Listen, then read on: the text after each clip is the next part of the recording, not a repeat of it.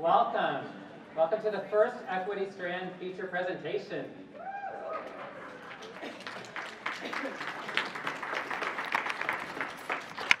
I'm really excited to be here today. Thank you for being here. It's quite humbling to be part of this event and to be surrounded by such wonderful educators here today. Thank you for coming here, experiencing the day with us, and this with Ms. Besse and Dr. Davis.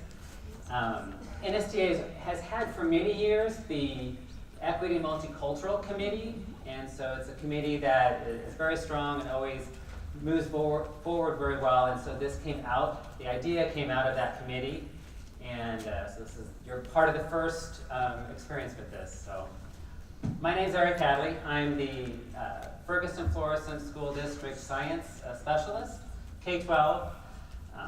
I've been with the district for about 20 years now, and very proud to be part of that district and community. It's my honor today to get to introduce two wonderful educators. I'm going to start first with introducing the superintendent of Ferguson Florissant School District, Dr. Joseph Davis. After receiving his teaching license through East Carolina University, Joseph Davis yes, continued at ECU. Let me make sure I didn't lose my place. Joseph Davis continued at ECU, earning a Master of School Administration degree and an Educational Specialist degree. Afterward, he earned a second master's degree in education and a PhD in administration, planning, and social policy, both from the Harvard University Graduate School of Education. He began serving the Ferguson Florissant School District as superintendent in July 2015. It's also my honor to introduce the Ferguson Florissant School District's Chief Academic Officer, also my boss. She's a wonderful woman to get to work with. She is in her second year serving the Ferguson Florissant School District. Previously, she served the Pattonville School District as the Director of Secondary Education and Associate Principal at Pattonville High School, as well as an Assistant Principal at Rockwood School District. She began her teaching career as an AP Chemistry and Biology teacher in 2000 and holds an Educational Specialist degree in Educational Leadership and Master of Arts in Education, Administration, and Teaching from Lindenwood University. So she certainly knows her science, that's for sure. Equity has had a strong emphasis in the Ferguson Florissant School District. I've learned much from Dr. Davis and Ms. Besse through this journey. Their intentional focus around equity and access for all students has brought a new lens to our district, to our teachers, and to our students.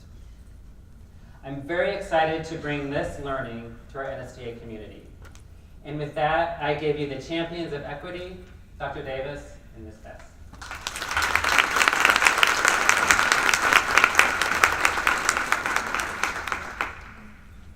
So good afternoon, everybody.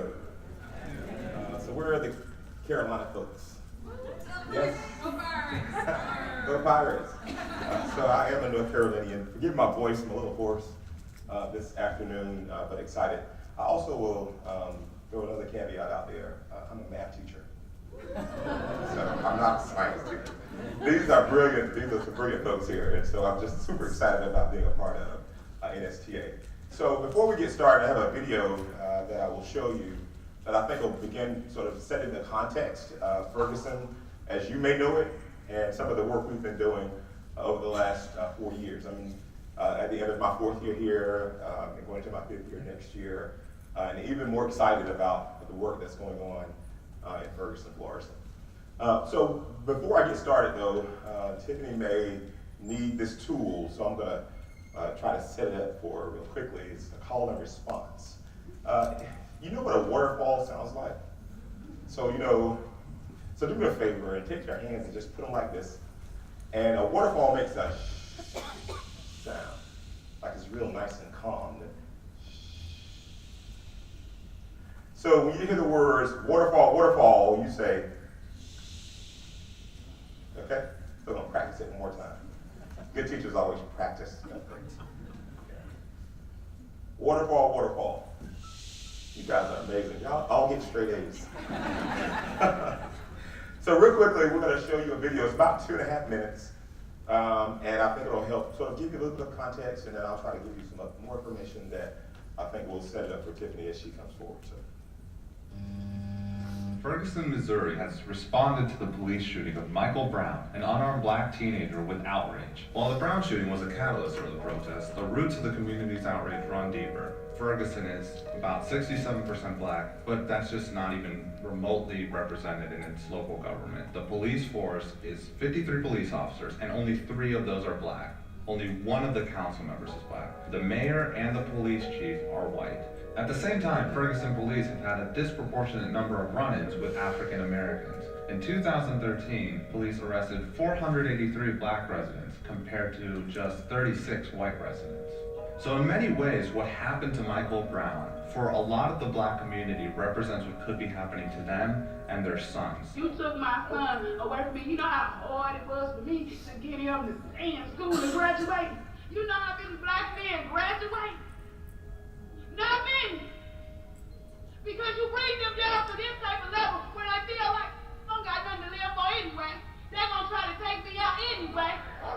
The police reaction to the protests have done nothing to repair that broken trust. Police are using full body armor. They have snipers on armored vehicles, which are basically tanks. They have been using dogs. They have shot tear gas into neighborhoods. They have also used rubber bullets on the protesters, even when it doesn't seem like they're posing an immediate threat. Crowd control is a really normal part of police work, but the goal is to de-escalate the situation. This heavy militaristic response is likely to do the opposite by provoking fear and defensiveness from the crowd. Some of these tactics may be the result of federal programs that provide local police forces with military-grade equipment, but do not provide any training or oversight on its use. The 1033 program, which allows the Pentagon to transfer weapons to police departments, requires that the equipment must be used within 1 year. This might inspire police to use the equipment even when it's completely unnecessary. The result is that the streets of Ferguson are looking more like Iraq than a St. Louis suburb.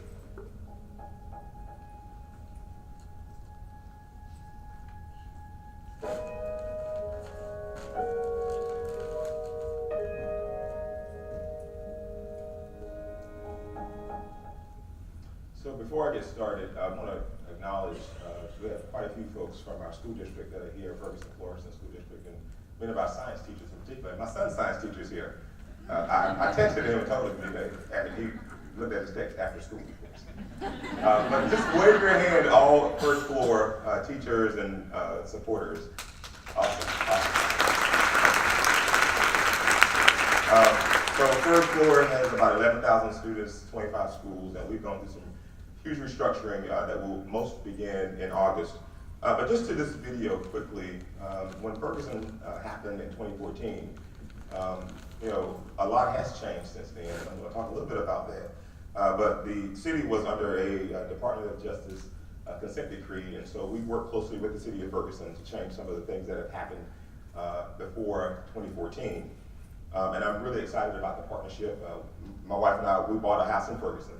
So when we were looking at this from North Carolina, certainly we saw a different picture, but moving here and living here, it is totally not what the world thought it was. And I'm a testimony to that because I wouldn't have bought a house in a community that I didn't feel that I would be investing in something that would be a good investment. So watching Ferguson from North Carolina, it changed the way I thought about some of the experiences I had. I'm in the end of my 4th year, and there has been a lot of change that has happened. But I can tell you that I don't have a secret answer for you this morning about equity, right? It's really about a mindset shift. It's about how you think and how you change that thinking. Because ultimately your thinking impacts your practice. So for me, it's all about, if you take anything away from here today, as we have this conversation with you shortly, it is about the mirror and the microscope. That's what I call it. The mirror is taking it out and putting it in front of yourself and asking yourself some very hard, tough questions. And then taking the microscope and going deeper, going really deep in. What do you really believe? And what's at your core? I always say that, it's identity work. And we have to really do identity work in this country. And I have some questions that I would ask that you think about. And I'm going to read just a few of those to you. But I think one of the most important things I can say at this moment is that we as a country have to learn how to have a safe conversation about race. And that's a hard conversation to have, especially on the sides of black and white. Being from the South and being a black man growing up in America, we all know what has happened in America. And all of us have a responsibility, whatever your race or creed or color is, or whatever you believe, you have a responsibility to the children that you serve. So here's some questions I want you to think about. And I don't have them on the PowerPoint because this one came to me. It's that, divine intervention here. So, what are my beliefs about myself? These are questions that you should ask you, because that's that identity question. Especially if you're in a classroom and you're teaching. What are my beliefs about myself? What do I believe about people who look like me? What do I believe about people who look like me? So you know the obvious next question. What do I believe about people who don't look like me? Because those are really important questions as you're teaching children every day, or whether you're teaching other adults every day as well. And here's what I call a really important question, because my son is a part of our school district. And that's our commitment. You don't put your kids in a place that you don't think they're going to be safe first, right? And then they're going to get educated well. Do I believe that all children, especially black and brown children in America, and I'm not leaving out white children, I'm not leaving out biracial children, I'm talking about all children, but do I believe that black and brown children can perform at the highest level? And when I say highest level, I'm a math teacher. I'm talking about making a perfect score on the AP calculus test. Do I believe that every child that's in front of me can do that? And am I willing to teach them in that way? Those are hard, very important questions as we have this conversation about equity. Because we're the gatekeepers. And us, all of us, we're the system. And we've decided to do some of that work in third floor. I think that, for me, it's changing teacher practice. Because let me tell you, we have a saying in third floor. There are two kinds of people that work in our district. So my Ferguson, Florida people, you're going to finish it for me. There are two kinds of people that work in third floor. Teachers and those who support teachers. So everything that we do at the central level has to be about how does my work impact what's going on in the classroom. And I like to think that, I'm probably not the best superintendent. I probably was a pretty decent principal, and I was a principal for a long time. K-12, I had principalships at every level. Enjoyed all of them. So I was okay, but I believe personally that I was a pretty good doggone math teacher. If I taught you algebra, you're going to make a perfect score on the algebra test when you took the state exam. That's how confident I felt about my ability with the content, but also with the pedagogy. How do I transfer, right? And those are important questions, folks, that we have to ask ourselves about the children that we're teaching every day. Because it really does start with us. So quickly, and I'll get out of the way here,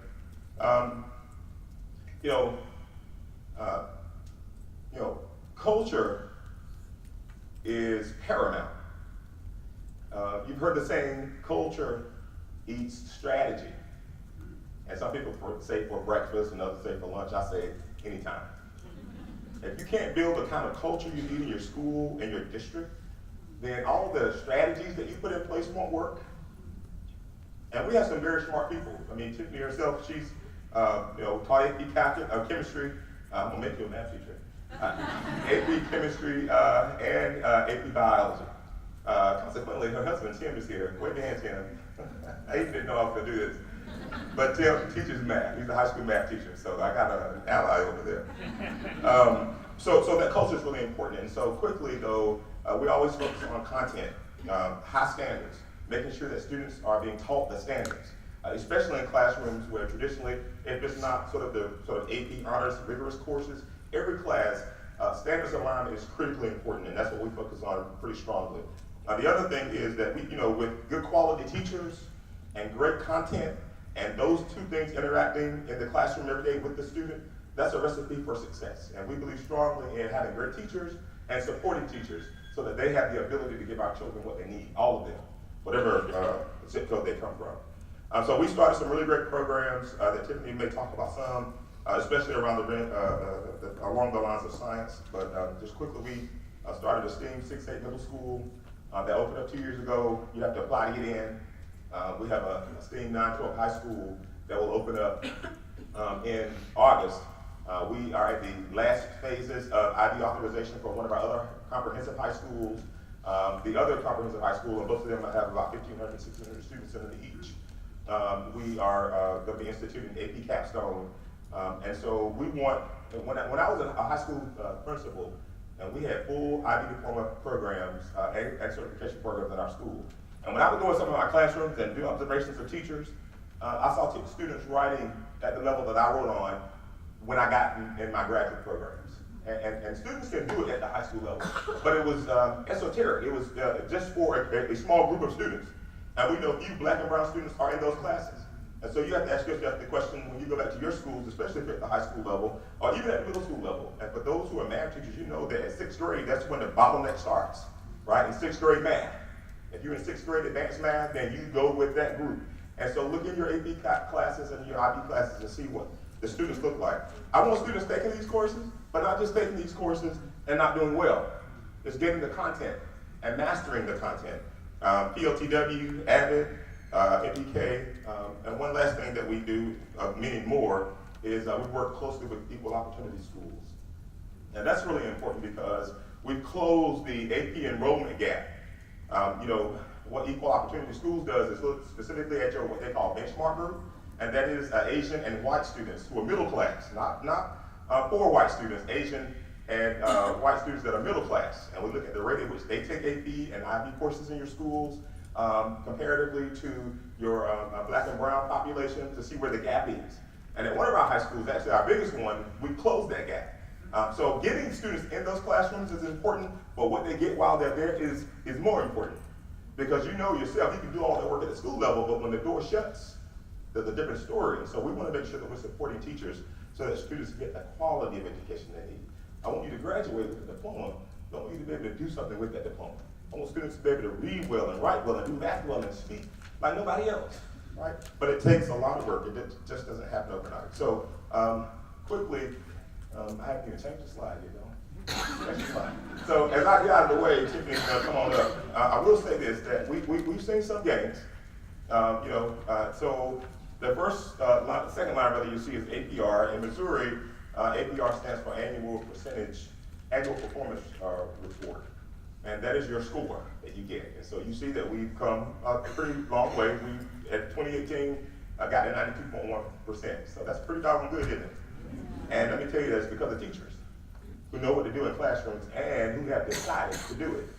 In 2015, when I first got here, we started at 76% as our graduation rate. This is the 4-year graduation rate. In Missouri, we can use 4, 5, 6 year and 7-year graduation rate. But I mean, how many of you went to kids in school for 7 years, right?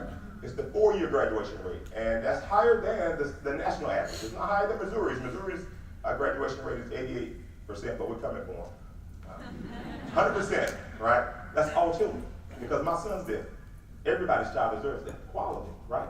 So as I sit down, I want you to say something for me that I think is really important, and it goes back to something I said at the beginning. It really does start with you, because as superintendent, I'm really more of a lead teacher. You know, I mean, they really run the district. I just do what they tell me to do, and I do it well because I want to keep my job too.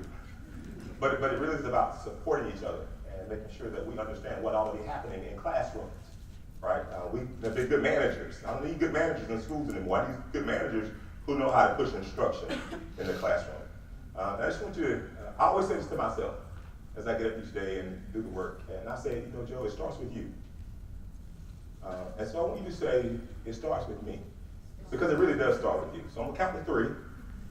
And you know, teachers gotta give you some scaffolding, right?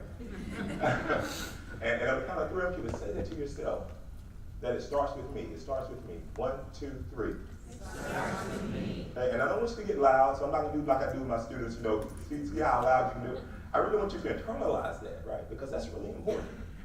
That mirror, that microscope, whatever your role is, if you're the custodian, if you teach, or if you're cooking, or if you're driving a bus, which happens to have been my first job in public education, I was a bus driver, that it starts with me. 1, 2, 3. Starts with me. One more time for me. Starts with me. It absolutely does. And Tiffany's going to take it over because she's absolutely brilliant. I say it all the time, but she really is. And I'm so excited to the extraordinary Tiffany Besse as our Chief Academic Officer. Give her a round.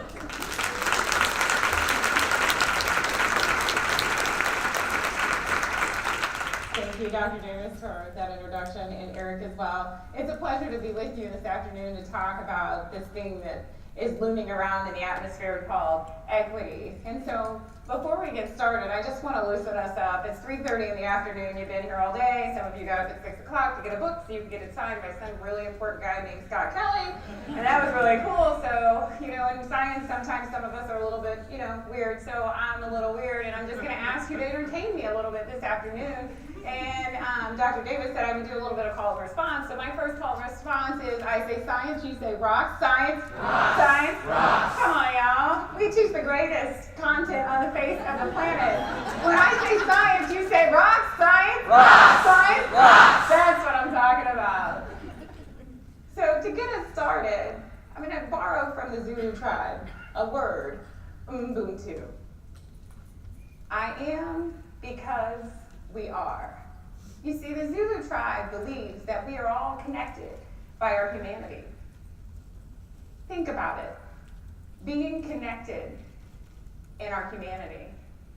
And so as we go further into the afternoon and we start talking about our humanity, I want you to think about why it's important that we think about humanity when we think about teaching children, when we talk about the elephant in the room, equity. You see, because though we are very much alike, our differences tend to divide us. They tend to cause us to have perceptions of those around us, people who teach next door, those students who sit in our classrooms, their families, outside, communities. Those perceptions tend to get the best of us sometimes, and it's not because we're bad people, it's just simply because we're human. So I want to invite you to the space, and when I say Ubuntu this time, I want you to say, I see you. Ubuntu. I see you. I'm going to ask that you welcome your shoulder partners to the conversation of equity today and turn to them and greet them with the Zulu greeting, Ubuntu. Some of you have two shoulder partners. Don't leave the person on the end sitting out. Come on.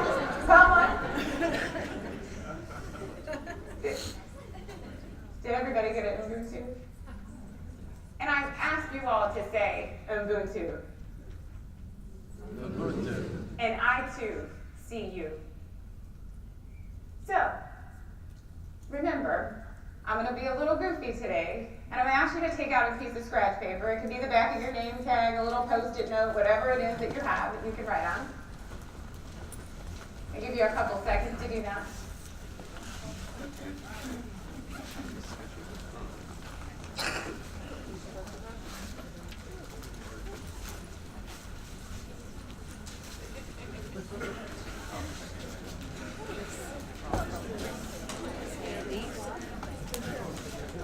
Waterfalls. So here are your instructions. They're quite simple. I'm going to ask that you draw a picture of a scientist. You have no restrictions, there are no rules, just simply take the next minute to draw a picture of a scientist.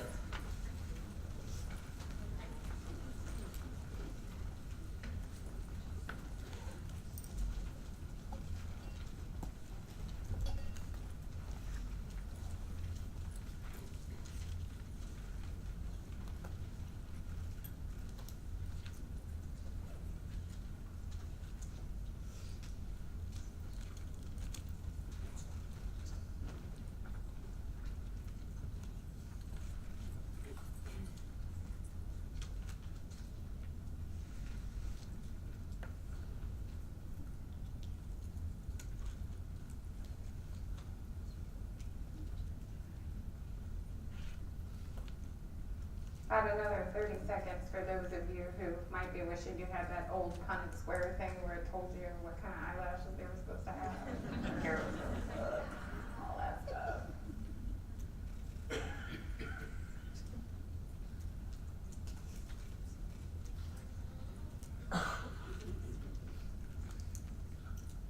Okay, so here's the fun part. I know some of you are finishing frantically, but I do want you to show your neighbor the picture of scientists you do. So, oh, it's a good one.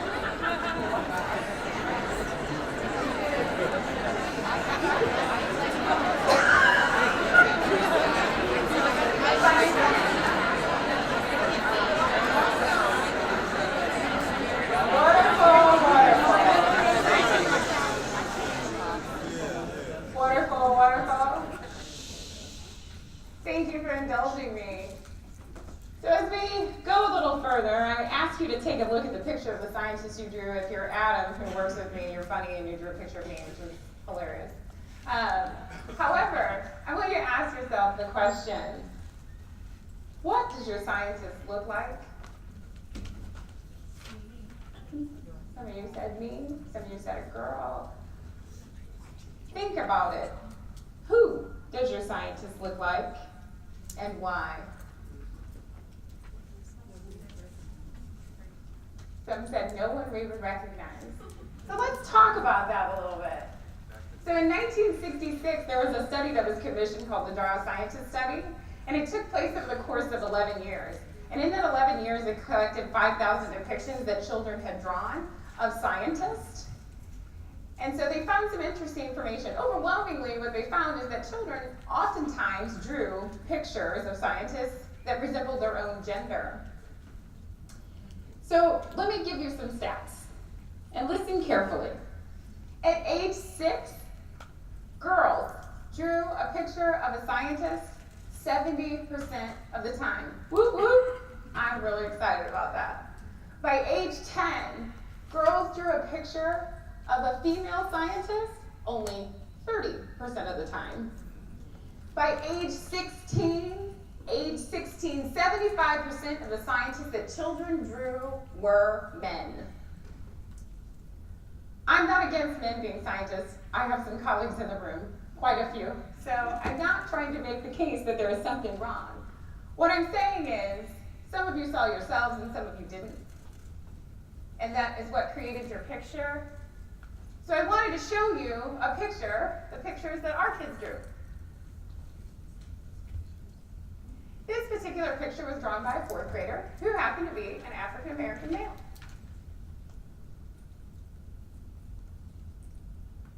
Same 4th grade classroom, African American girl. She draws 2 scientists. One girl, one boy. Long ponytail, other one's spiked hair, both have on goggles. Very cute. So this one's really interesting to me. It's actually very cute and it's very sweet. So this child, also brown skin, also girl, draws a picture of the scientist. So her teacher that day had on a green cardigan with a white shirt, green buttons, and she happens to have wiry, wavy black hair, and she draws this picture of the scientist. And what I want you to pay attention to is that there's color in the picture, and the children had colors on their desk to be able to provide details in their picture. So in this classroom of 24 brown 4th grade children, many of their pictures resembled this. What I'm trying to do is build a context because there was one child who drew this. One child in a classroom of 24 brown children drew this picture. She saw herself in something. So she produced this and colored in her beautiful brown skin and said, I'm a scientist. This is critically important as we take this journey of equity, that we recognize that it's no one's fault of our own that our skin might be black or white or brown or whatever color it is we choose to assign it. But it is a question that we must answer, is how do we get our children to do this? Because we don't live in an age or in a country where children failing to see themselves as scientists and the future doctors, astronauts of this world will get us by. We live in a global majority where the minority is the majority. And without engaging them at a level that is deep when they're in our classrooms each and every day, we will continue to fail to build this country to be the powerhouse that it is. So I invite you to see her. Ubuntu. Ubuntu.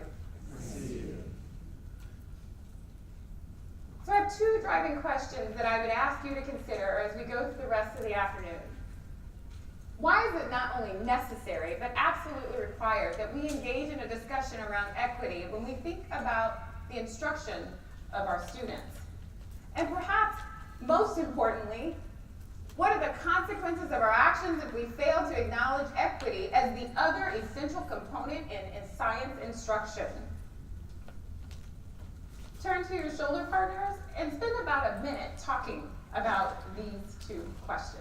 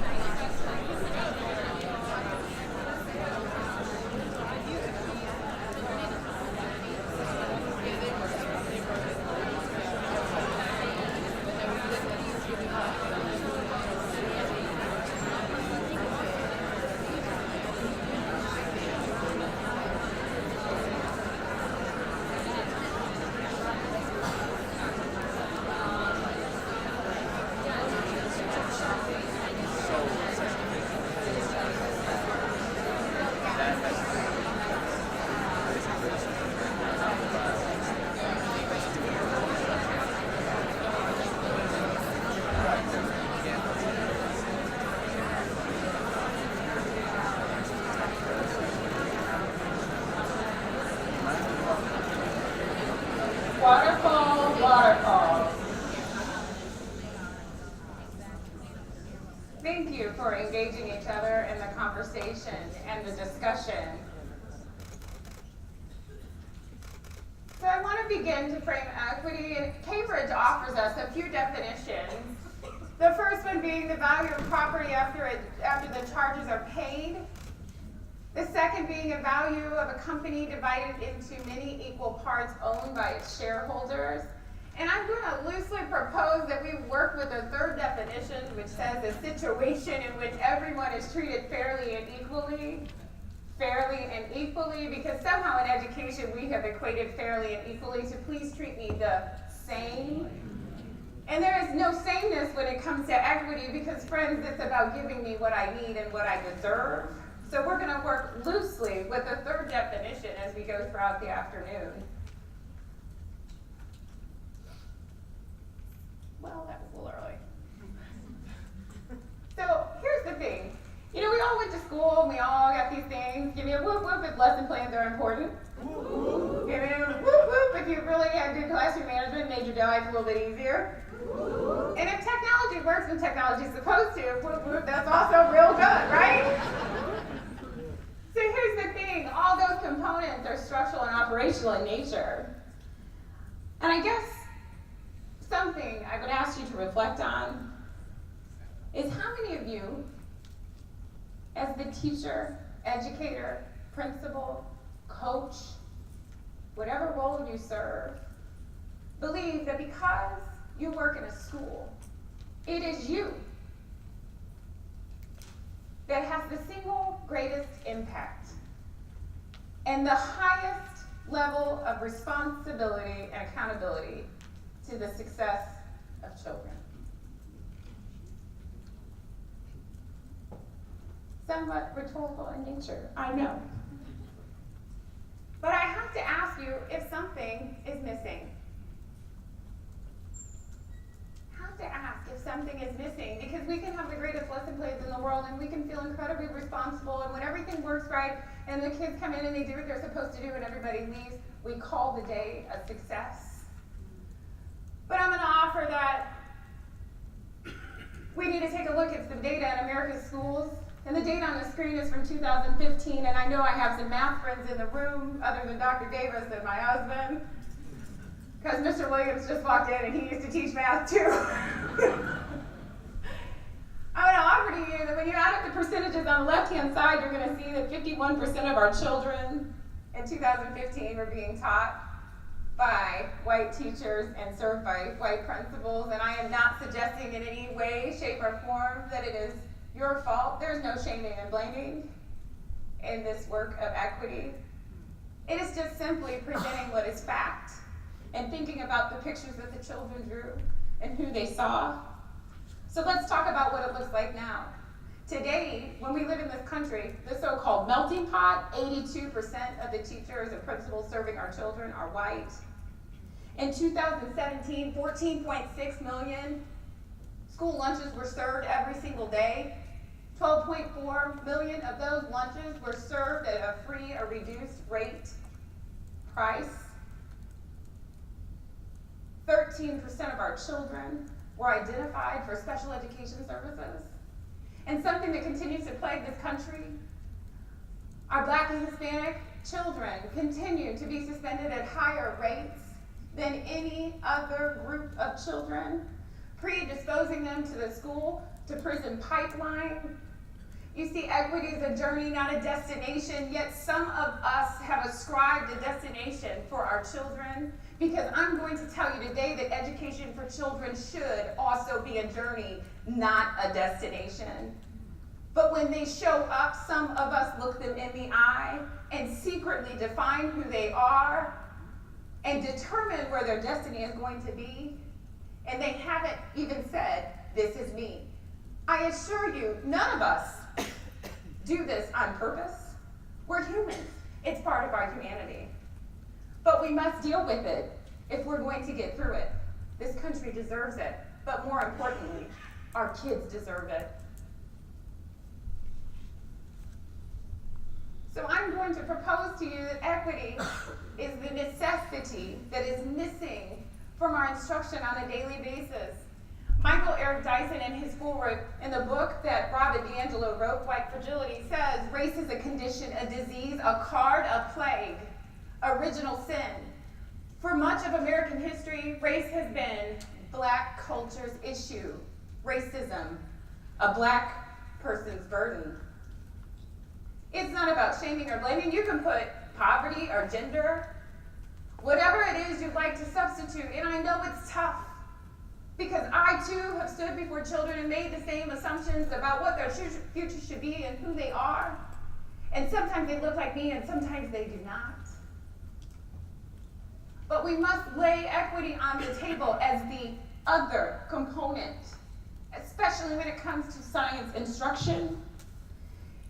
Oftentimes we talk about let's teach like champions, but here's the thing, we can teach like champions every single day. But if we fail to show up and stand up for what's right and what's equitable for children, we simply produce kids who graduate from our schools unable to enter the game, and my friends, the time for that has come and gone. We need to create a society that can support us. We're all gonna get old someday. And we need to be taken care of, but more importantly, this world needs to be taken care of. They deserve to be taken care of. We cannot predestine them to something of which they did not ascribe. Their circumstances are not their own. So as we deal through this heavy context of equity as a necessity, I'm gonna offer you 4 areas to take a look at, to place a lens on when we think about what equity in instruction looks like. Emotional and social challenges, teacher efficacy, a guaranteed and viable curriculum, and connecting the 4 C's. So here's the deal. I was a high school teacher and a high school principal, and I can just remember thinking, yep, when those kids roll up in here, they're gonna know what to do, they're gonna come in, they're gonna behave, they're just gonna do their thing. It's real good. Whew. Man, was I wrong, right? I spent the majority of my career serving in suburban schools with brown children that look like me. Not an experience I had as a young person, where the minority is the majority and poverty is the real thing. And there's nothing wrong with those children that I serve, because I'm happy to have the honor to serve them. See, the problem was me, and when I think back to that immature thought that I had, that they would come to me ready, I'm not necessarily embarrassed, but I'm proud of the growth that I've made, because what I've realized is I had to enter the space ready to teach them. See, if they didn't come to me to learn, they were going to learn from somewhere else. Eric Jensen's work around poverty says that we're born with 6 emotions, and boy, am I really glad for those 6 emotions. Sadness, joy, disgust, anger, fear, and surprise. Those are so important because those are our survival emotions. But he writes further, it's education's responsibility to teach the 10 that they don't have because they weren't born with it. You see, when we all entered this earth and entered on this planet, we were born with the same 6 that we serve, that's our children that we serve in our schools today. We acquire the other emotions by being taught at home and at school. And so I'm offering you that in the throes of your curriculum, you've got room to teach humility. You have room to teach empathy, forgiveness, optimism. You see, school is a place where they can practice. And practice is so very important because for my business folks, see, they call these the soft skills. That's what it turns into. Businesses spend the majority of their money training their employees not to do the job when they first get there, but how to keep the job when they get there, because our children arrive incomplete. They don't have the set of emotions that we call the essential skills when they get into the workforce. They don't have those. But when they're at school with us, it's safe practice time. If we arrive expecting them to know, we've done a disservice before we've shown up. You see, because somebody had to teach us, right? So as far as poverty goes, and the same thing can be applied to Black and brown children, what Jensen says is that low socioeconomic status children's behavior is an adaptive response to a chronic condition of poverty. But get this, the brain is susceptible to adverse environmental effects, is equally as susceptible to positive enriching effects. So that must mean if we take the time to teach these emotions, if we take the time to embrace the standards, then surely our kids can be successful. You see, the good news is the creators of the standards, not just for science, but for math and ELA, they knew. And they aspired for children to have access and to have equity, especially in science, because they did something this time when they wrote the standards. When you pick up the K-12 framework for science education, which was published in 2012, you will find that they make a very bold statement that all students deserve access. All students deserve access to upper level science. It doesn't matter who they are, it doesn't matter what they look like, but we are obligated through the standards. If we ascribe to the beliefs behind the standards, then we believe that all children have access and equity to higher level science. We believe they can be doctors. We believe they can be physicists, astronauts, engineers. We believe it. They wrote it in the standards. If you're committed to teaching those standards every single day, then your kids are heavily engaged in this interplay of emotion through the science and engineering practices. Does that sound familiar to anybody in this room? I hope so. And for my math folks, the standards of mathematical practice. And even if you teach ELA, this necessity of these emotions being interwoven into your curriculum is so essential when we think about the shifts as kids learn reading and writing. The 4 C's: critical thinking, communication, collaboration, and creativity. Has anybody seen these in the science standards? They're all over, okay? So I'm borrowing from my friends at Discovery Education. They deem this their 4 C's of education. See, they're not foreign to us. See, all 4 of these components are present. The thing is that today there's probably over 80,000 jobs available. Does anybody know what field they're in? Because they're all open. Technology? STEM. They're all in STEM. Y'all, we are doing the wrong work. They're making a lot of money. But we can't find anybody to put in those positions. You see, 80,000 jobs stay open every single day in this country because our kids struggle with critical thinking, communication, collaboration, and creativity. And I'm going to tell you, if you teach the standards, that your kids should not continue to struggle with creativity, communication, collaboration, and creativity. They should not continue to struggle. Because when you embrace the standards and you embrace them deeply, then you too believe that these are 4 core elements that must happen nearly every day in every science classroom in this country. Folks, this is our Sputnik moment. People sometimes cringe when we say that, but America has reached a turning point. We must create students that can do this work, that can fill those positions. Someone once told me that, any day this week, 50% of Boeing right here in St. Louis could walk off of the job. And we don't have enough people to walk in the door and continue the work. That's a problem, folks. And it's an issue of equity.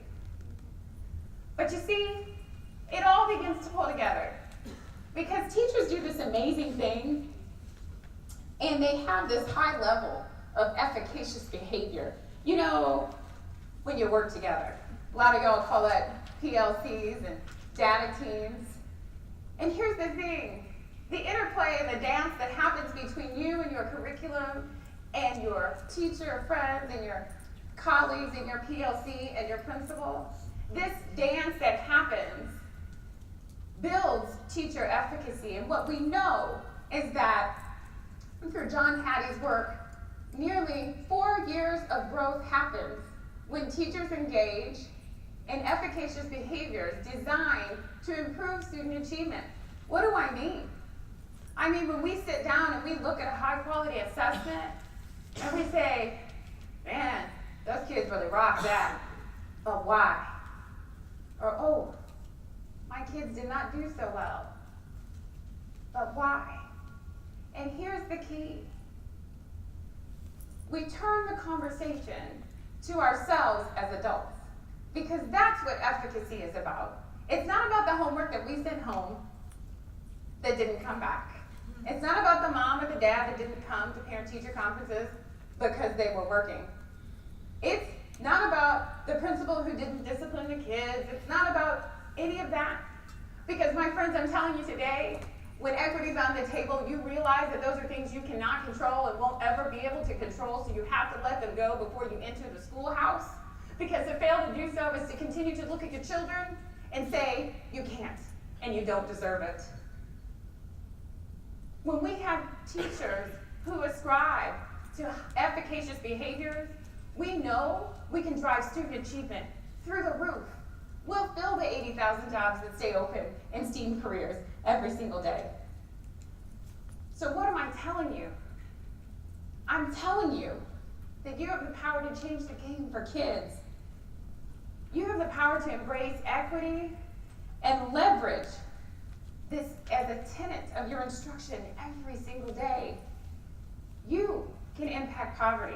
You can impact race. You can impact gender and all the other roadblocks that stand in the way of our kids being successful.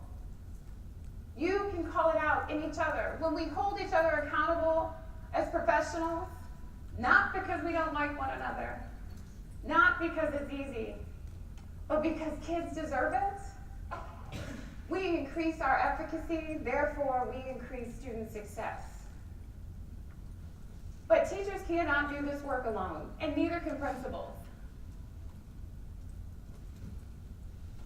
And so the last piece I'm going to talk to you about is a guaranteed and viable curriculum. And I think you heard Dr. Davis and Eric say that I'm the chief academic officer, so I love curriculum. So for the next 20 minutes, we're going to go into, I'm just kidding, it was a joke. It was a joke. It's okay to laugh. It is my thing. However, teachers can't do it alone. And so I'm borrowing these 5 charts because they're ever so simple. And I borrowed them from the Standards Institute, from Unbound. And if you've never been to the Standards Institute, not that they're paying me, but I'm telling you it's life-changing professional development. But their charges are so very simple when it comes to guaranteed and viable curriculum. And so critical, I am going to read them for my friends in the back. Their charges are: adopt aligned curriculum, attend to the language of the standards, talk about race systematically, talk about race systematically, examine bias and its role in our work and learning, and commit to adaptive change within the shifts. You see, with a guaranteed and viable curriculum comes the word that we all hate to hear. I'm going to call it a resource, aka a textbook. Sometimes makes you shiver. However, what I'm going to offer to you is that when that resource is aligned to standards that are on grade level, what we know is that not only do children win, you win. Because that resource will support you as a teacher so you can stop spending your time planning and spending your time prepping. Because in our world, there is a difference. You see, textbook companies have gotten really smart over time, and they've ascribed to this belief that you deserve a really good support as a professional. And so when you can prepare and you can learn your content deeply, what happens for your kids? What do they get to do? Learn the content deeply. And so I offer you that because sometimes I did criticize that textbook or that resource. But what I found was, if I paused for one moment, took myself out of it, placed my student in the middle, and said, what does he or she deserve? Then that resource became my friend. Because I was able to step back and prepare. I was able to deepen my understanding of content. And yes, I have a science degree, but whew, have you tried to teach 13, 14, 15-year-old chemistry? I mean, anybody? Anybody try to do that? It's really, really hard. And so it's very important for us. But here's the other piece. How many of you have taught kids who struggle? And we love them. We love them to death. And see, we don't do that intentionally, and I'm going to tell you what I mean by that. When they struggle, because the bar is here, we say, oh, we're going to scaffold that. And instead of building rungs on a ladder, we lower the bar, right? Instead of building rungs on the ladder so they could reach and grab, we lower the bar. When you ascribe to these 5 charges, there's no lowering the bar. There's just simply building a ladder so they can grab the bar and hold on and pull themselves up and pull it over. Because what we know is that children must be taught at grade level. Children must be taught at grade level. Children must be taught at grade level. And when we intervene or provide an intervention must be given on grade level. To do anything else is to remediate kids, and I am sure all over this country every single day, unintentionally, we are remediating the hell out of a lot of children. And that is not okay. And no one's doing it intentionally. But when you ascribe to these 5 charges, and you lay equity in the space, Black and brown children win, girls win, underrepresented populations win, because that means we believe that they can and they will. Because the responsibility and the onus is on us. We chose education. We chose to do this work. And so, you might be saying, how in the world do I know if I have something good? My team takes a look at the equipped rubrics, and we apply those rubrics. And if you've been on NGS's website, you'll find them there, but they have them for math, ELA, and science. We use the equipped rubric on every resource that comes into the office. And even if we have to adjust it because it's not that content or it's not that grade level or it's not that, we adjust it just a little bit. Because see, what we've decided is that we're unwilling to put something that's inadequate in front of teachers to put in front of children, because we further perpetuate the issue of teaching kids below grade level. And my friends, that is loving them to death. They cannot show up, they cannot stand up, they cannot do anything when we love them to death. They might be the happiest group of underperformers running around, and guess what? The problem is, they're happy, they're underperforming, and they don't even know it. And we've had the audacity to call them smart. And here's the thing, they are smart. They are smart. But you don't arrive smart. You get smart. And we've got to teach them how to get smart. Not by giving them more grit, because let me tell you, kids who live in poverty and black and brown children, they got a lot of grit. They got a lot of grit. They don't need any help with grit. So when you tell them, when you say they don't know how to work hard and they don't know how to do this, let me tell you, remember those 6 motions that we were wired for survival? When they walk in your classrooms and they know you've got a low bar, let me tell you what they do with your bar. They push it all the way down and they stomp on it. Because what they know when you have a low bar is that you don't care. So what do? They protect themselves. They're not going to do your homework. They're not going to perform well on your test. They don't care, because you've already met them at the door saying you don't care about them, right? Our kids want to be held to a high standard. All of them. Girls, boys, black, white. They all want to be held to a high standard. If you find yourselves in a data team or a PLC and y'all get to talking about what I call the box, you need to look at another person across the room and say, leave that in the box. Their mama, their daddy, their aunt, their uncle, their grand, their cousin's next door neighbor, their homework, their boyfriend, their all of that. Unless you take them home with you, there is nothing you can do about that. But what you can do is give them a high bar to perform at. Build the rungs of a ladder. It doesn't mean give them something. It means give them what they need to get smart. And what they need to get smart is not remediation, because they'll never make it. They need support. They need quality put in front of them. And I'm going to put Melanie Turnage on the spot, but our friends at Washington University, through our MySide program and the relationship we have with them, have done amazing things for our students in our K-8 science program. And it's not perfect, but our kids are thinking and doing science at a level that they wouldn't be, because WashU's committed to us to come in and do lesson studies with our teachers, to allow them to learn in the space and on the job. And these are the things that we do to ensure that we have a guaranteed and viable curriculum. And I would be remiss if I didn't tell you, and no, none of you can have them. I have the most amazing team of people that work with me. And some of them are here today. Raise your hand, Adam. Amber Hughes. Eric is here.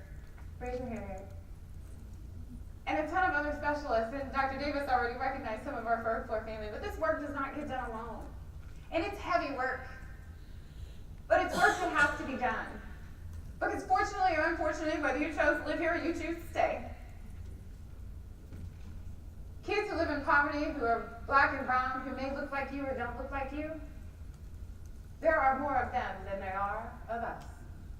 And the reality is, we can choose to stand idly by, or we can step into the space and honor their presence and give them the education that they deserve. So before I take you, not take you out, actually let you go. I'm gonna take you out. I take you out.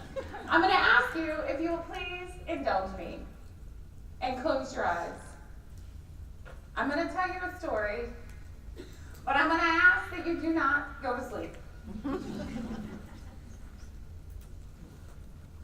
Imagine an adolescent in high school A female, middle class, high achieving, committed, involved, comes from a two-parent home, seemingly normal childhood.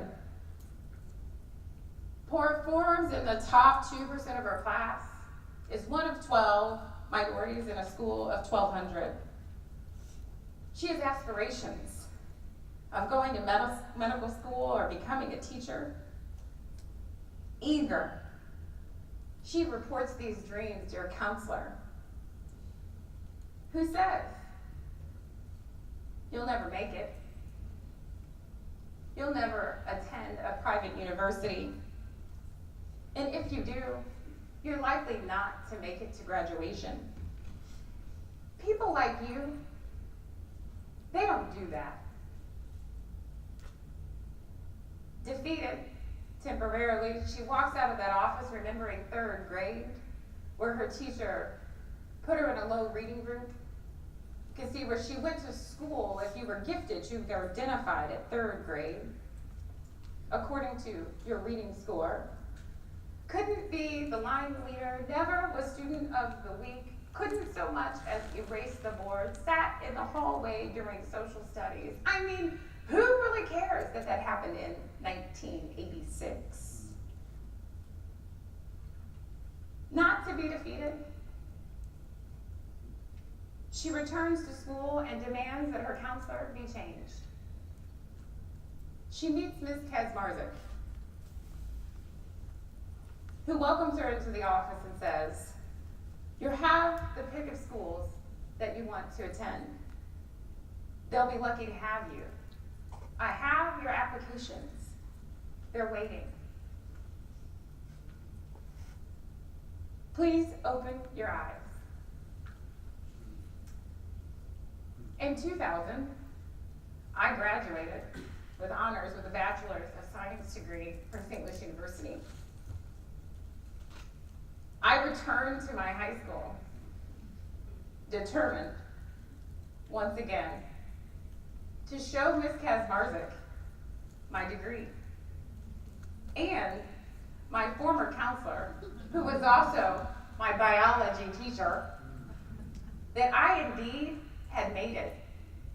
And I had also made an amazing decision to take my love of science and my love for children and put them together and become a teacher. I wasn't trying to be what he couldn't be for me. I was trying to be what I thought all children needed. Why am I saying this to you?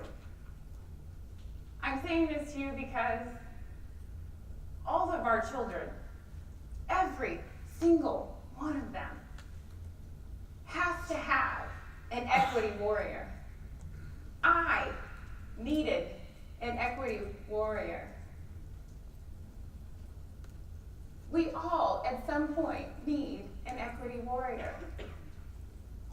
And hear me today when I say, it is you and I who chose this beautiful profession.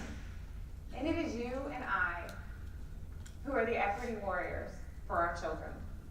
Thank you.